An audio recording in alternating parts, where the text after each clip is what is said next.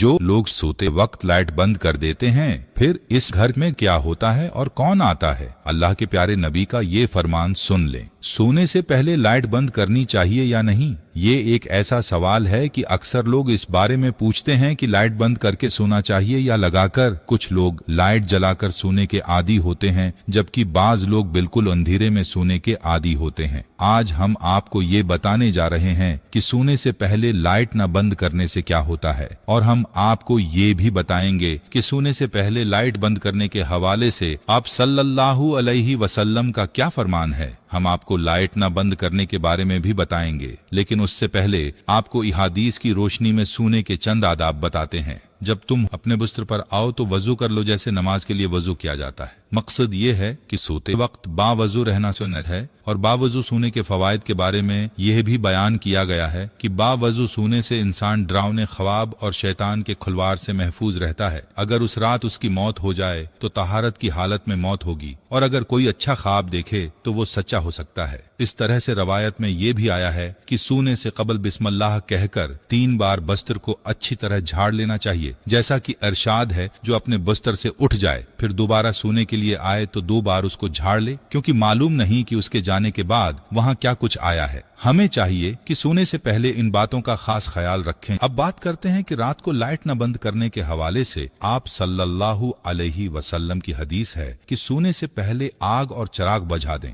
जैसा कि जाबिर बिन अब्दुल्लाह रदियल्लाहु ताला अन्हा से रवायत है। आप सल्लल्लाहु अलैहि वसल्लम ने फरमाया, रात में जब तुम सोने जाओ तो चिराग बुझा दो और दरवाजे बंद कर दो। और हजरत अब्दुल्लाह बिन उमर रदियल्लाहु ताला अन्हा कहते हैं कि आप सल्लल्लाहु अलैहि वसल्लम ने फरमाया, सोते वक्त अपने घरों में आग को जलते हुए न छोड़ो। एक और रवायत में है कि चिराग बुझा दो, क्योंकि बसा औकात चूहा चिराग की बत्ती को भड़काकर घर वालों को जला डालता है। आपने मुलाहजा फरमाया कि हादीस नबवी सल्लल्लाहु अलैहि वसल्लम में रात को चिराग यानी लाइट और आग को बुझाने की ताकीद है, और इन्हीं रवायात की रोशनी में ये कहा जाता है कि अगर आग या चिराग जलाए रखने की जरूरत हो, उससे महफूज रहने के असबाब लाजमी अख्तियार कर लिए जाए, ताकि हदीस में जो सबब जिक्र किया गया है अगर वो खत्म हो जाए, यानी एहतियात को मलहूस खातिर रखना जरूरी है, ताकि किसी किस्म के नुकसान से बचा जा सके। उसी हवाले से इमाम कर्तबी रहमतुल्लाह अलैह फरमाते हैं, आग बुझा दें या फिर ऐसे तरीके अपनाएं कि वो भड़क न सके। याद रहे कि आप सल्लल्लाहु अलैहि वसल्लम के बताए हुए हर तरीके में बड़ी हिकमत है। अब अगर बात की जाए मौजूदा दौर में लाइट की, तो उससे अगरचा आग भड़कने का खदशा नहीं होता,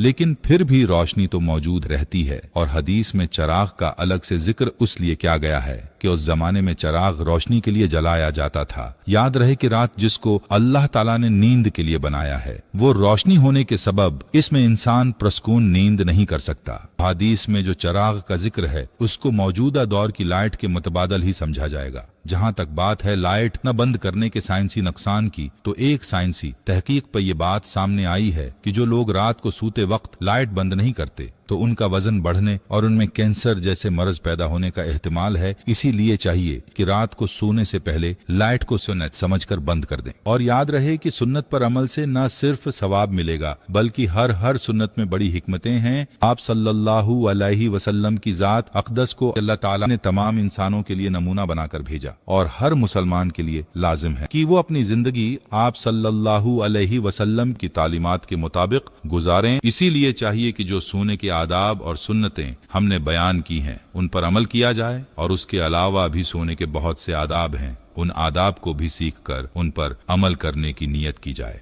हर मुसलमान के लिए जरूरी है कि रात को सोने और लेटने का सुन्नत तरीका मालूम करें और उसके मुताबिक सोया करें। याद रहे कि मुसलमान का हर वो काम जिसे आप सल्लल्लाहु अलैहि वसल्लम की सुन्नत और तालीमात के मुताबिक किया जाए, वो इसके लिए इबादत बन जाता है। जैसा कि रवायत में आता है कि हजरत अली रदियल्लाहु ताला अन्हा से एक मर्तबा किसी यहूदी ने सवाल किया कि आप लोग दिन में कितनी देर इबादत करते हो। इसके जवाब में हजरत अली रदियल्लाहु ताला अन्हा ने फरमाया कि हम 24 घंटे इबादत करते हैं। तो इस जवाब पर इस यहूदी ने कहका लगाया اور کہنے لگا کہ آپ لوگ کھاتے پیتے نہیں ہیں، رات کو سوتے نہیں ہیں اور دنیا کے کام کاج نہیں کرتے۔ تو اس کے سوالات کا حضرت علی نے بڑے تحمل سے جواب عرض کیا کہ ہم لوگ کھاتے پیتے بھی ہیں، سوتے بھی ہیں، دنیا کے کام کاج بھی کرتے ہیں، لیکن یہ سب ہم آپ صلی اللہ علیہ وسلم کے بتائے ہوئے طریقے کے مطابق کیا کرتے ہیں، اسی طرح یہ سب کام ہمارے لیے عبادت ہی شمار ہوتے ہیں۔ اس پر یہودی لاجواب ہو گیا۔ بات کرنے کا مقصد یہ ہے کہ ہمیں بھی چاہیے کہ ہر کام آپ صلی اللہ علیہ وسلم کی سنت کے مطابق کریں۔ امید ہے کہ جب آپ سونے کے لیے لیٹیں گے تو مذکورہ سنتوں کا خیال کریں گے۔